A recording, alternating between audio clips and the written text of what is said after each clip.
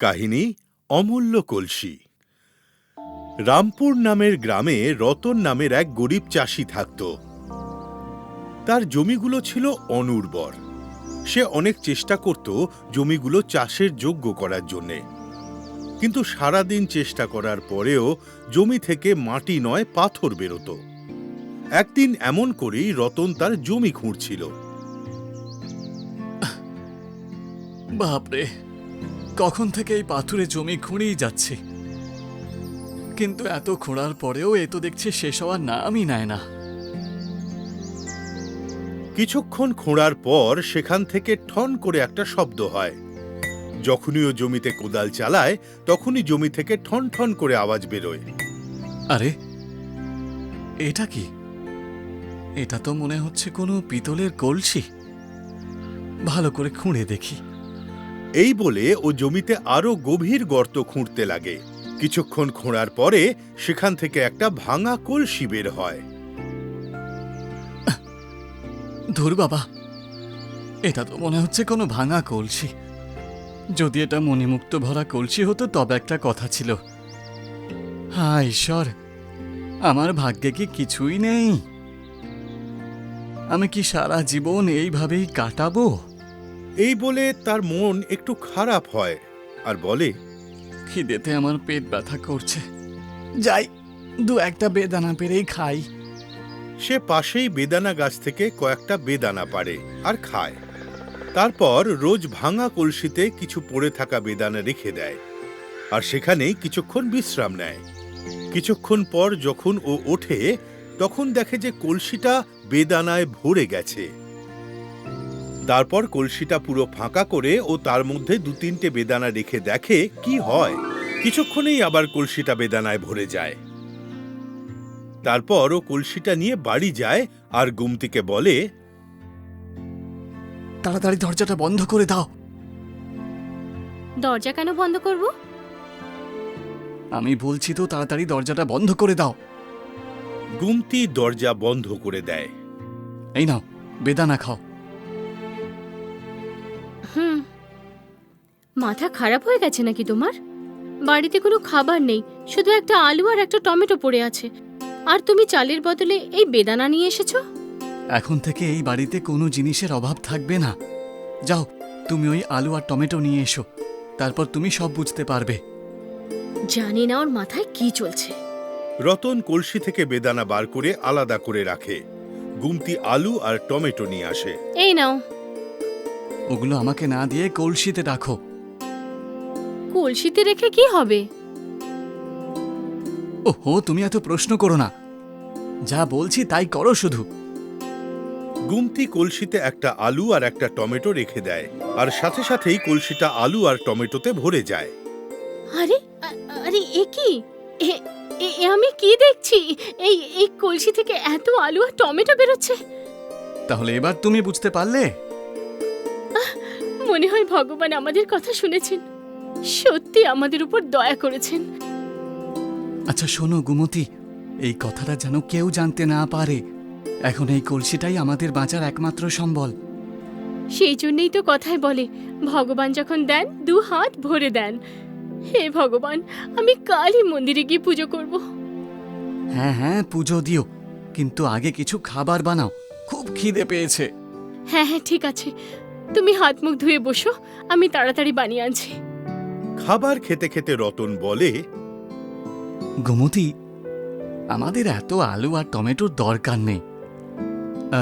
আমি ভাবছিলাম যে বাজারে গিয়ে আলু আর টমেটোগুলো বিক্রি করে দিই। হ্যাঁ হ্যাঁ, ঠিক বলেছ তুমি। এতগুলো দিয়ে আমরা কি করব?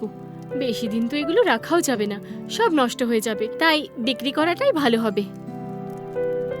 এবার তুমি দেখো গুমতি, আমাদের জীবনে আর কোনো সমস্যাই থাকবে না। রতন আলু টমেটো আর বেদানা বস্তায় ভরে বাজারে নিয়ে যায় আর বিল্লু ফলওয়ালাকে বলে, আরে, তোমার দোকানে দেখছি অনেক ফল আছে। তোমার কি চাই সেটা বলো। না, আজ আমি কিছু নিতে না দিতে এসেছি। শোনো, আলু টমেটো আর বেদানা বিক্রি করতে এসেছি।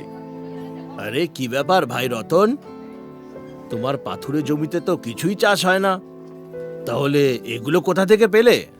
কোথায় পেলাম, কিভাবে পেলাম সেসব প্রশ্ন বাদ দাও। শুধু এটুকু বলে দাও তুমি নেবে কি না, না হলে আমি কিন্তু অন্য কারোর কাছে যাচ্ছি। না না, এরকম বলছো কেন? দাও দাও দাও।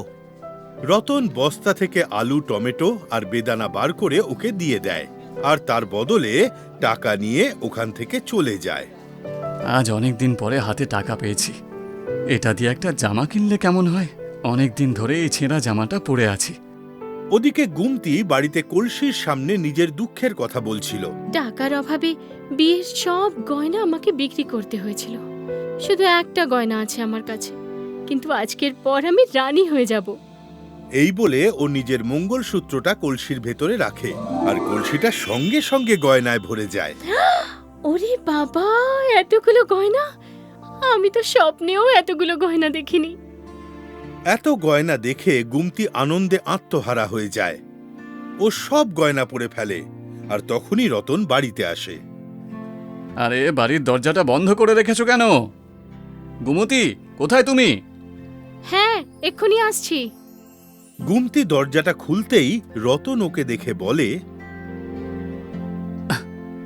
আরে আমি নিজের চোখকে বিশ্বাস করতে পারছি না। তোমার কাছে এত গয়না কোথা থেকে এলো? এখন আর আমি গরিব গুমতি নই, রানী হয়ে গেছি, রানী। ভগবান যখন আমাদের এই জাদু কলসিটা দিয়েইছে, তখন আর আমরা গরিব কেন থাকবো? না গুমতি, ছেলে মানুষই করো না, সময়টা ভালো না। যদি কেউ জানতে পারে তাহলে খুব সমস্যায় পড়ে যাব। হ্যাঁ হ্যাঁ, ঠিক আছে ঠিক আছে। আরে তোমার হাতে ওটা কি? কি এনেছো? জামা এনেছি।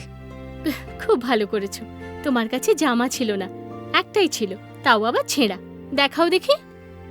রতন ওকে জামাটা দেয়, আর ও সেটা কলসিতে ঢুকিয়ে দেয়, আর কলসিটা অনেকগুলো জামায় ভরে যায়। এইসব কি করছো? শোনো না, আমি এর থেকে 10টা জামা তোমার জন্য রেখে দিচ্ছি, বাকিগুলো যেখান থেকে এনেছিলে সেখানে বিক্রি করে দাও।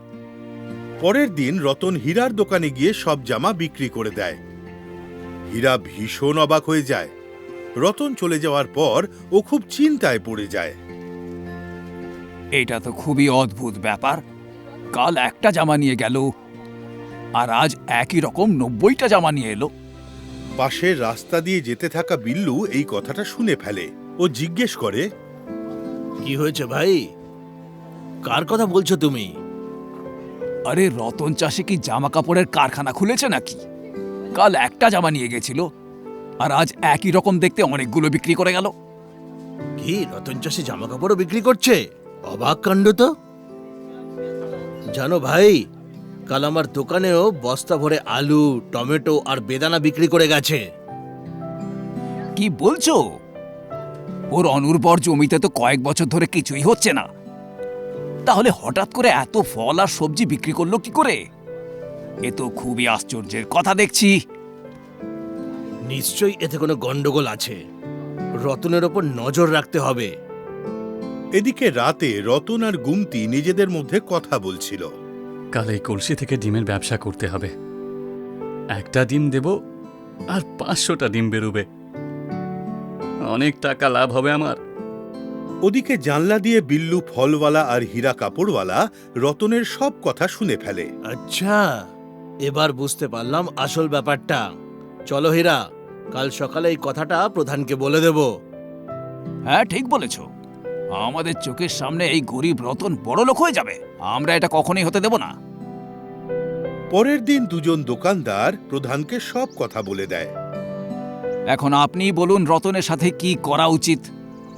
কি আর করবে, রতনকে কলসি সমেত ধরে নিয়ে এসো। যা ভলু, এক্ষুনি রতনকে ধরে নিয়ে এসো। যা বলবেন প্রধান মশাই। প্রধান মশাই ডেকেছেন। কেন ডেকেছে ভাই? গেলে পরেই জানতে পারবে। তাড়াতাড়ি চলো আর নিজের জাদু কলসিটা নিয়ে এসো। প্রধান মশাই কলসির ব্যাপারে জানলো কিভাবে? রতন কলসি নিয়ে ভলুর সাথে প্রধানের কাছে যায়। প্রধান কলসিটা দেখে বলে, তাহলে এটাই হলো তোমার জাদু কলসি? এর ব্যাপারে অনেক কিছু শুনেছি, একটু দেখি তো এর ক্ষমতা। এই বলে প্রধান যেই কলসির ব্যাপারে জানতে ওর ভেতরে মাথা ঢোকায়, তখনই কলসির ভেতর থেকে একের পর এক প্রধান বেরিয়ে আসতে থাকে। আরে বাপরে, এর মধ্যে কোন প্রধান মশাইটা আসল? তখন সব প্রধানরা একসাথে বলে, আমি হলাম আসল, আমি হলাম আসল। এই সুযোগে রতন কলসিটা নিয়ে ওখান থেকে পালিয়ে যায় আর বাড়িতে এসে ওর বাড়ির পেছনের কুয়োতে ওটা ফেলে দেয় আর স্বস্তির নিঃশ্বাস নিয়ে মনে মনে বলে যে দুষ্টু গরুর থেকে শূন্য গোয়াল ভালো।